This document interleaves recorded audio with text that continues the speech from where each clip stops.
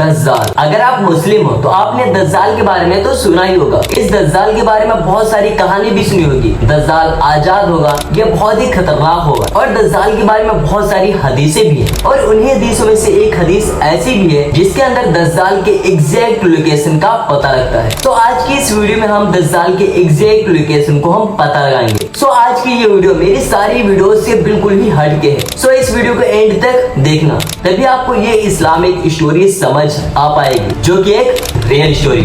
सो आपने दज्जाल के बारे में तो सुना ही होगा। दज्जाल के बारे में बहुत सारी हदीसें भी हैं और उन्हीं हदीसों में से एक हदीस में दज्जाल के एग्जैक्ट लोकेशन का पता लगता है। और आपने ये हदीस बार बार सुनी होगी। एक बार भारी महफिल में आप सल्लल्लाहु अलैहि वसल्लम के पास ईसाई आता है और अपने इस्लाम एक्सेप्ट करने की स्टोरी सुनाता है। एक बार हम लोग अरब से मशरिक जा रहे थे, तभी बीच समुद्र में मौसम बिगड़ता है। समुद्र में भारी लहरें उठने लगती है, जिससे हमारी कश्ती का रास्ता भटक जाता है और हम लोग इधर उधर भटक रहे थे। तभी कुछ टाइम ट्रेवल के बाद हमारी कश्ती एक जजीरे के पास रुकती है। अब हमारी कश्ती बड़ी होने की वजह से उस जजीरे तक तो नहीं पहुंची, लेकिन हम उसी कश्ती के छोटी छोटी कश्ती से उस जजीरे पर पहुंचे।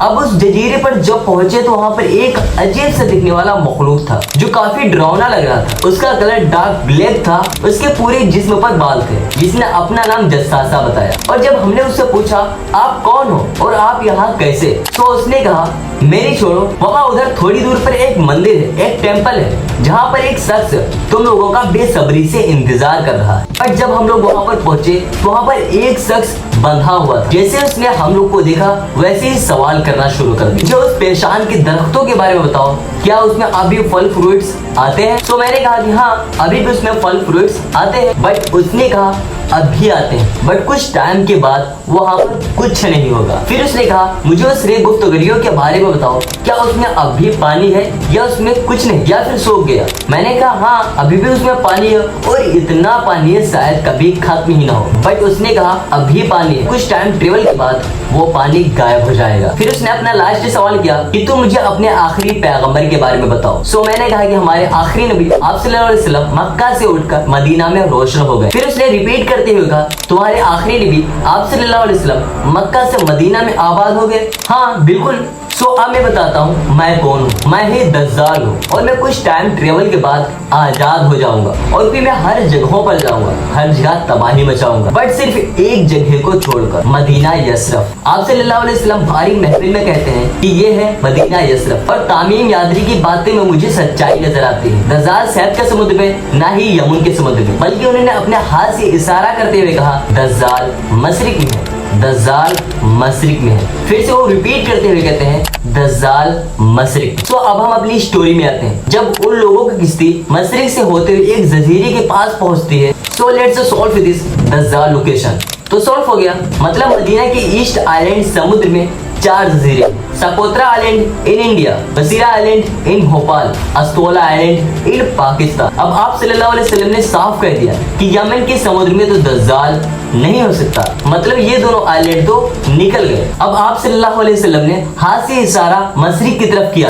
अब हम अगर यहाँ से एक लाइन सीधी खींचते हैं तो वो अस्टोला आइलैंड के ऊपर से होकर जाती है। तो उस टाइम जब जस्सासा ने उन लोगों से उस टेम्पल की तरफ जाने का इशारा किया था, तो वहाँ पर टेम्पल के कुछ सबूत तो होने चाहिए। बट इस इंडिया के आइलैंड पर टेम्पल की कोई भी सबूत नहीं है, मतलब यहाँ पर दज्जाल नहीं हो सकता। पाकिस्तान की इस अस्टोला आइलैंड पे पता है क्या है? टेम्पल।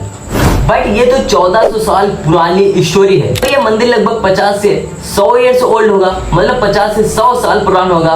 बट नो, ये मंदिर लगभग 2000 ईयर्स ओल्ड है, मतलब 2000 साल पुराना। यहाँ पर एक और चौंकाने वाली बात है, क्या आपको पता है ये मंदिर किसका है? ओल्ड ईयर्स में ये मंदिर हिंदू धर्म में, मतलब सनातन धर्म में एक देवी काली माता का है। मतलब ये टेम्पल एक काली माता का मंदिर है। मतलब वो जस्सासा जिस टेम्पल की बात कर रहा था वो टेम्पल इसी काली माता का मंदिर था, जो दिखने में खतरनाक खौफनाक गॉड्स, मतलब सनातन रिलीजियंस में इसे देवी कहते हैं। और इन काली माता की पूजा भी करते हैं, जिसके पूरे जिस्म पर बहुत सारे बाल थे और जिसका कलर डार्क ब्लैक। अब इस पॉइंट को सुनकर आपको कुछ याद आया? अभी थोड़ा पीछे रहो। जस्सासा उन आदमियों ने जिस मखलूक की बात की थी, मतलब जिस जसासा की बात की थी, वो इस काली माता से मिलता जुलता था। मतलब सनातन रिलीजियंस की देवी काली माता से मिलता जुलता था। बट अगर आप अब उस अतोला आइलैंड पर जाओगे तो अब आपको कुछ भी नहीं मिलेगा। इसका क्या लोकेशन है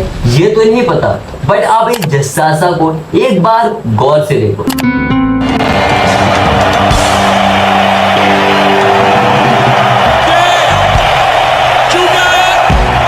सन 1970 में अमेरिका में एक म्यूजिक इंडस्ट्री में